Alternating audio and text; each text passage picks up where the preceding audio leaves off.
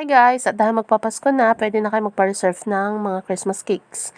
At meron din akong animal bread doon na naka-upload sa page ko at sa personal account ko. Ngayong December 4 years na pala ako nag-offer ng Christmas cakes, animal breads. Dati kasi nagbebenta din ako ng maliliit na cakes yung naka-foil pan. Pero this time, big cakes na lang yung gagawin ko para magkaroon ako ng time na makapag-prepare para sa Christmas celebration namin dito sa bahay. Pag mga full cakes yung gagawin ko, isang galawan lang. Unlike yung mga malilit na cakes, yun yung pinaka, kung titingnan maliit lang siya, pero yun yung pinaka time consuming gawin. Anyway, back to our cake. Isa itong unicorn theme cake na may partner na cupcake. Printed toppers lang ito na may balls. Actually, yung cake na to yung nagpamahaling balls talaga.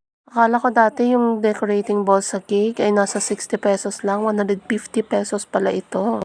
Tapos iba-iba pa yung prices depende sa klase ng balls na gagamitin mo. Hindi na rin ako nagpa-add ng price doon sa nagpagawa. Yun lang yung kung magkano lang yung sinabi ko, yun lang hiningi ko. Actually, nagbigay pa nga ako ng discount na 100 pesos eh. Mga time kasi na kahit na pag-usapan na naman yung presyo, upon pick up time, kapag nakikita ko sila, minsan bibigay talaga ako ng discount. Like, halimbawa, 1.6 yung singil ko sa package ng cake na in-order. Tapos, upon pick up, minsan nagle-less ako. Sige, 1.5 na lang. Ganun, nagle-less ako 100, 200, ganyan. At dahil sa cake decorating balls na to, nakapasok ako or nakapamili ako din sa isang baking store sa Ojoangan. That time kasi na nag-uusap kami, nandun ako. So, nakabili talaga ako. So, ganun pala yung feeling kapag nakapasok ka sa isang baking store. Parang lahat gusto mong bilhin.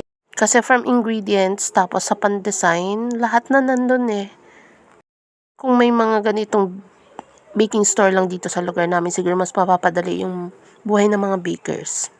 Sunod talaga, babalik ako doon para mamili lang at mamasyal na rin at the same time. Kaya for today's video, yun lang muna guys. At eto na yung ating unicorn cake. Thank you for watching.